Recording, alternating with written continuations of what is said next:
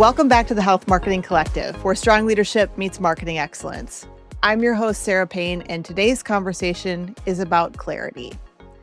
In an industry with jargon-filled narratives and content for the sake of content, marketing leaders are challenged to make ideas sharper, more relevant, and more human. Holly Spring has built a career doing just that. Holly is the Vice President of Corporate Communications at Included Health. She's a seasoned storyteller who has shaped narratives through some of healthcare's most pivotal transformations, from EMRs and clinician voice tech adoptions to the rise of virtual care during COVID. Today, she leads the team bringing Included Health's narrative to life, ensuring it resonates with journalists, employers, and members. We'll talk about what makes a narrative actually work and how to get strong internal alignment before external launch. Holly, welcome to the show. Hi, Sarah. Thanks for having me. Yeah, thanks so much for being here. I'm really excited to dig into this topic and conversation with you. I thought it would be great just to set a good foundation for the conversation, Holly, to talk a little bit about your career arc and what you've learned. I know you've worked through several big shifts in healthcare, as I mentioned in the intro. When you look back, what have those moments taught you about how to communicate during times of disruption?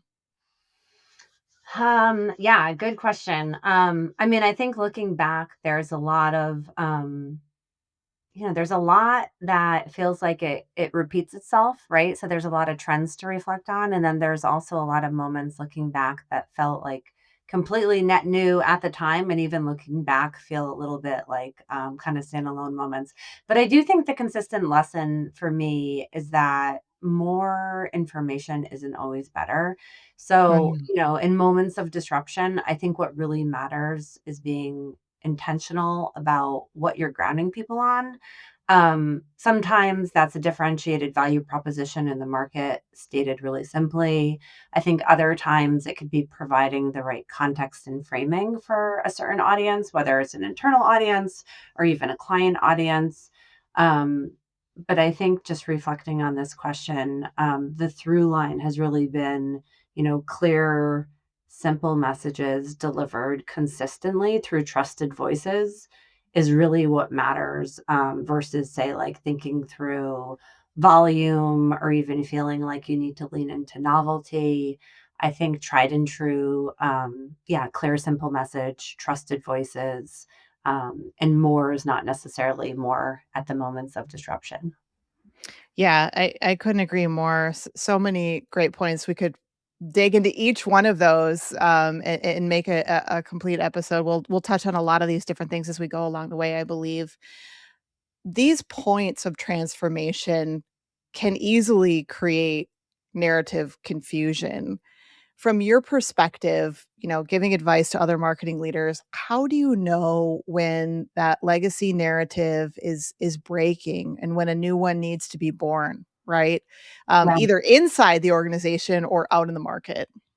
Yeah, I think if a narrative is not answering some pretty basic questions, questions like who you are and what you do, it deserves a revisit. I think kind of foundationally, or I think if you find yourself constantly adding caveats or hearing people in your Mm, company using the narrative, but then adding caveats to make the narrative work, it's probably not working. And so to me, longevity in a narrative means upfront, you're thinking about the words you use before they even hit the page. And thinking about this question, the words that had included health. So we built our narrative about a year ago or maybe over a year ago. And before we even put words on the page, we started to thinking about the words. So what type of words did we want to step into? And for us, that was about finding words that communicate what our company aspires to be down the road, mm, and also words that are grounded in what the company delivers today. So a certain level of elasticity, if you will. yeah. We're also looking for words that are not only speakable, but already meaningful to people. So simple words. And also words that create a strong jumping off point for us to then go deeper into the chapters of our company story or into the product portfolio.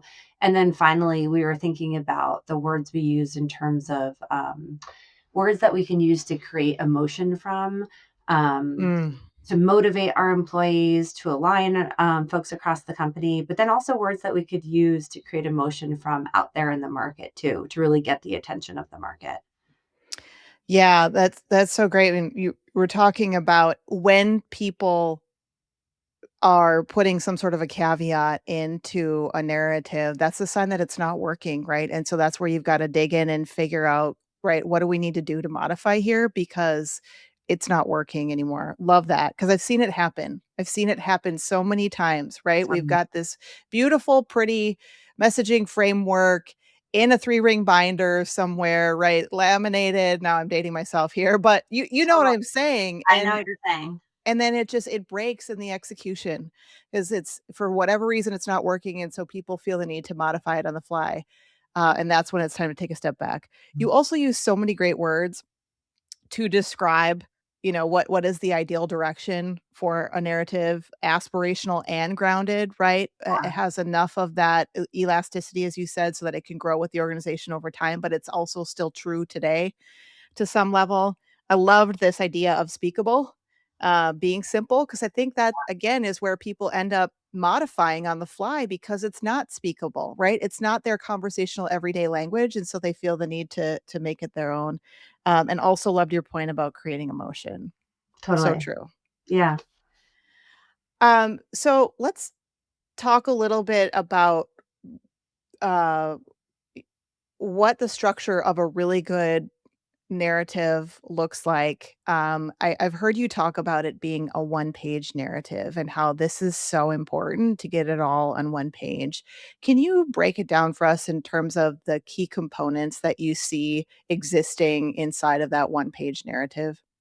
Yeah. I mean, I think the at the highest level, it's really not, rocket science, it's incredibly simple. But so a good narrative one pager should be kind of the placemat for who you are, why you're essential or why you exist, what you do or deliver, and then the value. But getting there is really hard and, Yes. reflecting back on how we got there, it makes me think of the saying, sorry, I would have written a shorter letter, but I didn't have the time.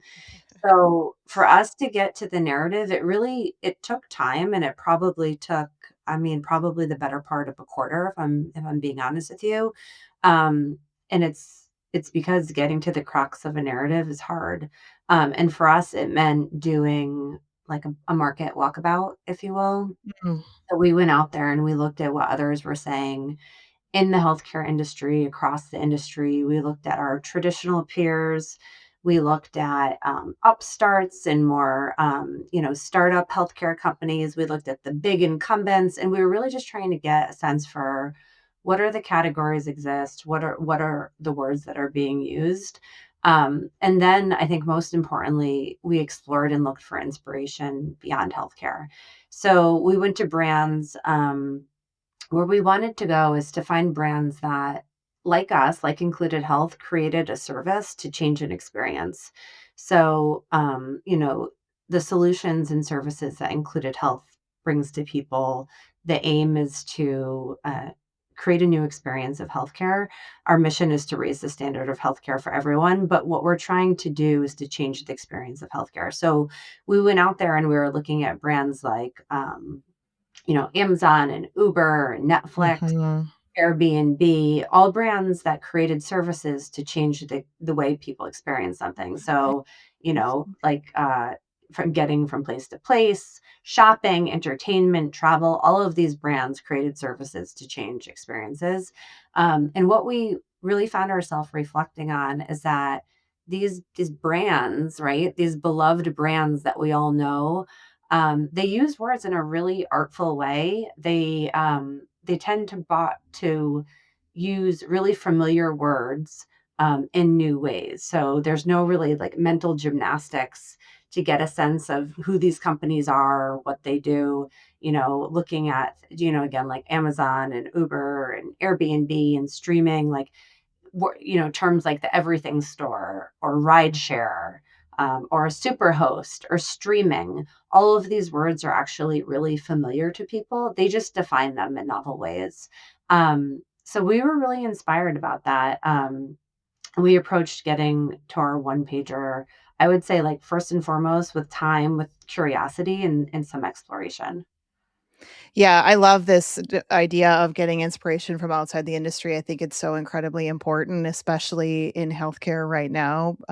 And because we're going through so much change and disruption, it also makes me think about avoiding the buzzword trap, right? Yeah. Because, we've got all of these phrases in healthcare: integrated care, value based care, whole person care, right? And those are important to certain target audiences, right? And so we have to acknowledge that that's part of a solution. Maybe that's part of a problem we're solving, or a solution maybe offering to a problem that they have. But differentiation can really disappear when everyone is using that same jargon. So, how do you approach that in your narrative and with your team as they actually go to adopt the narrative in real practical use? Yeah, it's been interesting because, you certainly wanna be in market in a category, um, where folks are looking, right? So you don't wanna be so creative or out there that, buyers aren't finding you. Um, and I think it feels like in healthcare in particular, but surely other industries as well, there are so many buzzwords. And I would say the way we've approached it is it's not that we don't use buzzwords or we don't use terms like you said, an integrated care or whole person health. Um, but I think what we found is that on their own is usually not sufficient. If Mm. you want to try and really define who you are, what you do, the differentiated value you offer, I think you have to go beyond the buzzword and work a little bit harder.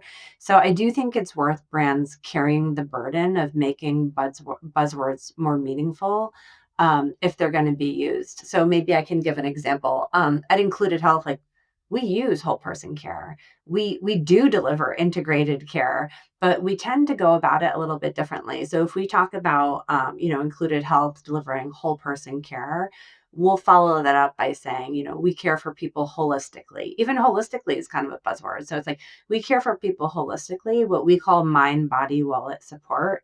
So Mm. people can experience healthcare differently. What does that mean? It means getting better access, better answers, and better advocacy.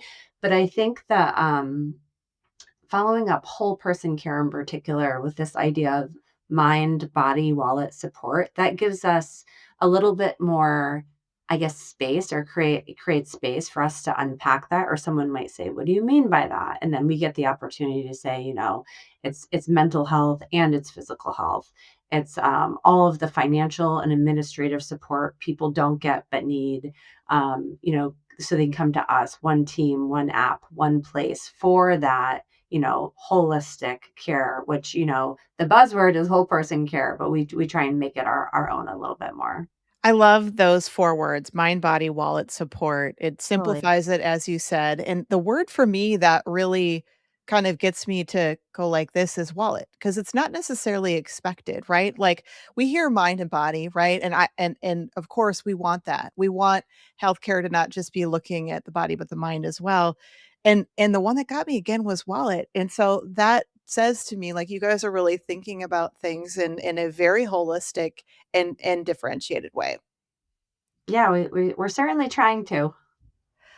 I love that you gave some examples, because I was actually gonna go there next. Are there any campaigns or content moments from the past year since you, or, a little over a year since you've launched this, that you think really best demonstrate what that strong any strong corporate narrative should look like in action, not just on paper, but out in the real world?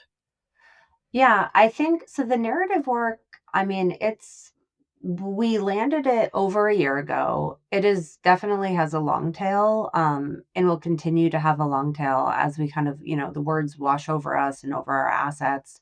And even as we think through what they mean and the solutions we offer to market today, and then also what they mean as we're trying to innovate into the next kind of era of where the company is going. I think one of our kind of fresh takes on a campaign, which is in market right now, is on AI. As Mm. you and everyone knows, everyone's talking about artificial intelligence.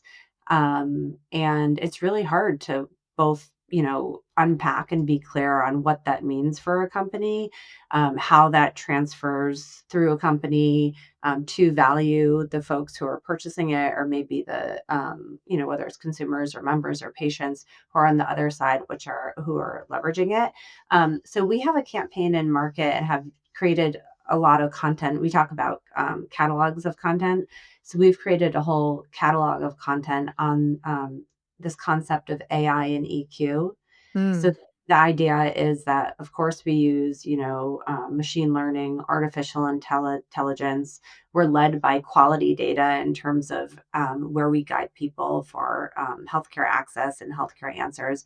But it's always done in the context of what we talk about clinician in the loop, or a human in the loop. So this idea of AI and EQ is really putting forward the combination of clinical expertise and system expertise. So doctors, right, who one of our members can see really momentarily if they need anything from urgent care or primary care.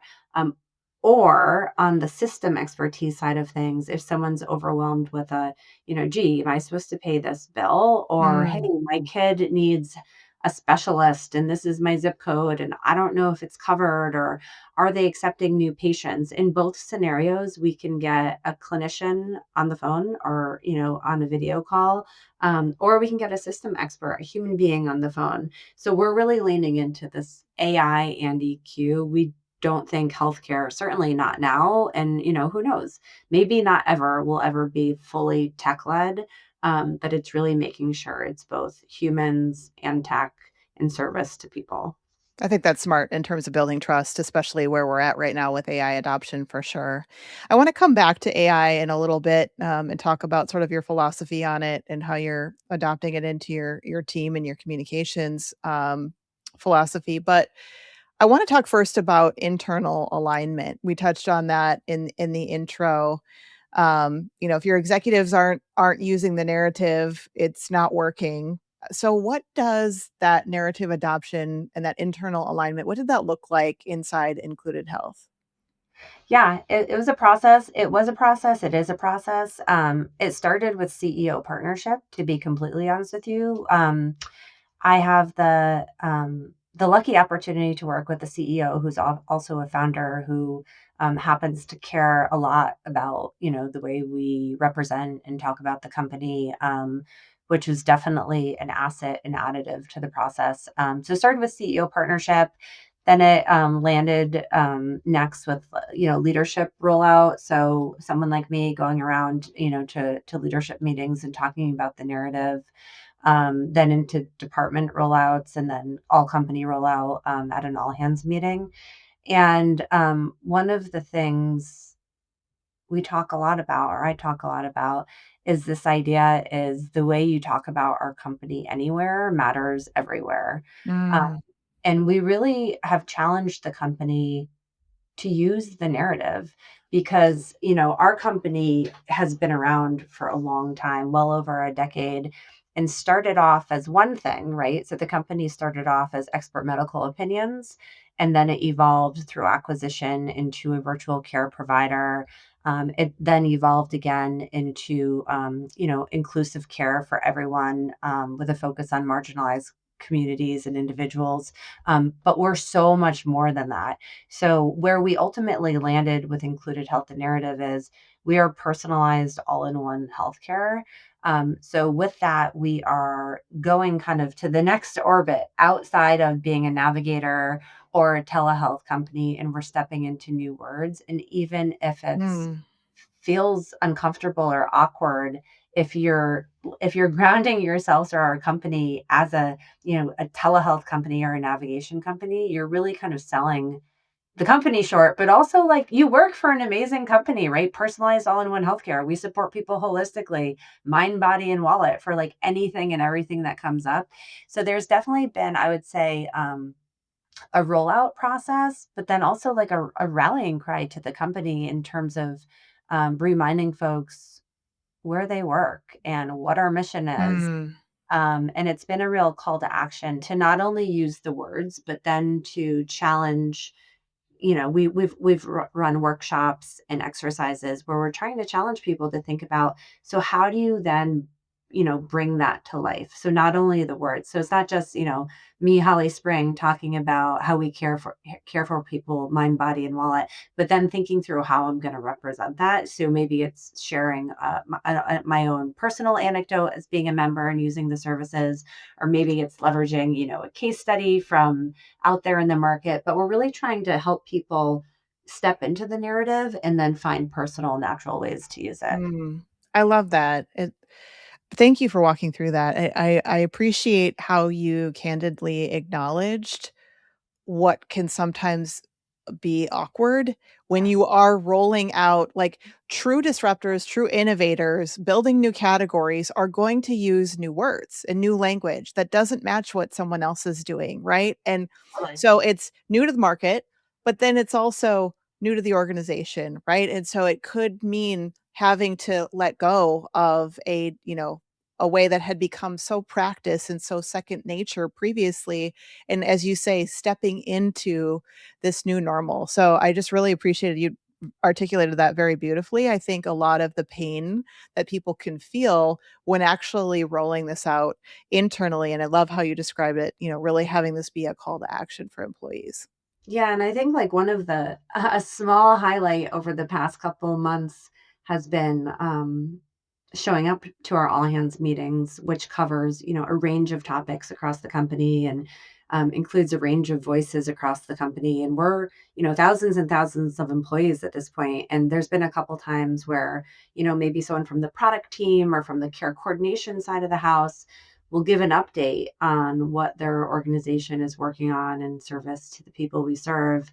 And they'll frame it up to be like, I'm going to give an update on how we're leveraging AI to better support people, mind, body, and wallet. So it's incredibly rewarding to see people like really use the words in a natural way to talk about their own day to day, the work they do, but then to really connect it to kind of how we're serving people externally. You also referenced earlier that this is sort of an evolving thing too. Are there still, in the early days of rolling this out, were there some words or phrases that you found just were not working for people that you made a conscious decision to modify, or how did you sort of work through some of that? Yeah, that's a great question. And so the narrative, so our placemat has a lot of words on it, right? When you get into the like the why and the what, the how and the value, there are so many words. Um, and what we found, so our what is personalized all-in-one healthcare. Like that's our equivalent of stepping into words that are known and familiar to people, right? We know what personalized means, we know what Yeah. all-in-one means, we know what healthcare means. So that's our what. And then we also we use words like we enable better access, better answers, better advocacy. And there's like a double click into all those you could go. But what we've really learned, what the words that folks are picking up internally is mind, body, wallet. Mm, And I think it's certainly been, noticeable to me and to others, but we've leaned into it too. It's like, great. So, like, go there because I think that's also it's incredibly simple. Mind, body, wallet, like you said, kind of a little bit unexpected because I think people usually expect mind, body, spirit. Um, but the mind, body, wallet is both familiar enough and intriguing enough to kind of be like, "Oh, say more. What does that mean?" So, I would say we're mostly leaning into the mind, body, wallet as maybe one of our areas that can and should be owned a bit more. love that. So great. So I want to go back to AI because, of course, it's such a hot topic, as you said. What's your perspective on how either corporate comms teams or CMOs should be thinking about AI as part of their comms infrastructure, like strategically, not just a tool?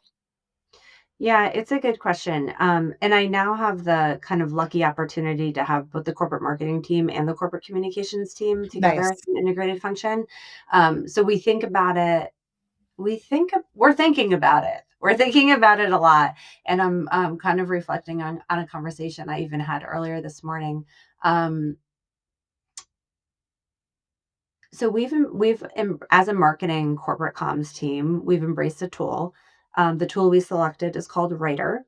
Right now, we're beyond rollout, but we're in that process with the tool that we're trying to optimize it. We're trying to Mm, personalize it, figuring out how to do things like create personas and train it in tone and yeah, create certain individual voices, we for spokespeople across the company, to think through how do we leverage it to create audience-based content, channel-based content. I think earlier in the conversation I mentioned that we think a lot about content catalogs. So, mhm. on a certain topic, I mentioned AI and EQ. It's like, what does the catalog of content look like for that campaign? And now, how are we leveraging AI to really populate that content? So, we tend to think about anchor pieces that are really rich and kind of define our point of view on a certain topic. And increasingly, the expectation is that we will leverage AI to version um, different content types and assets off of the anchor content, whether it's for channels, personas, or otherwise. So that's one thing. I think um, something else that stands out. Well, I guess maybe two things. I think AI. I think there's two different ways to think about AI through the lens of efficiency and then Mhm. through the lens of strategy. Yes. And I think it's worthwhile looking at it through both of those lenses, and I don't think they're one and the same, right? So Agreed. I think you could, like, digest and kind of force feed everyone AI and achieve tremendous efficiency, without advancing your strategy. So I think it's trying to think through how you thread the needle on both of those things, number 1. And maybe I can come back sometime and tell you exactly, how we got to the other side of it, but we're definitely, like, I would say, in the mucky middle there, but fully committed to figuring it out.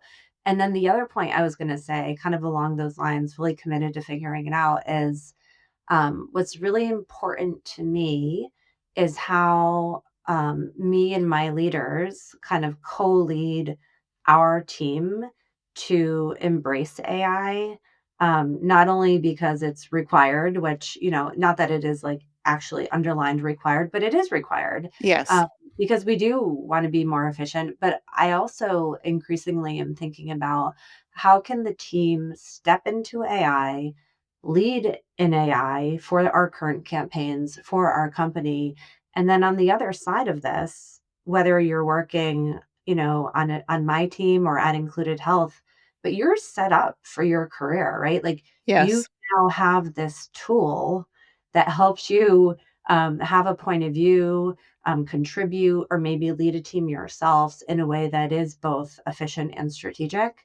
And I really feel like the opportunity is right now to be on the leading side of figuring that out. And I think it's going to be a career game changer, whether it's giving you, just role security at a time where some roles could be eliminated or maybe rescoped.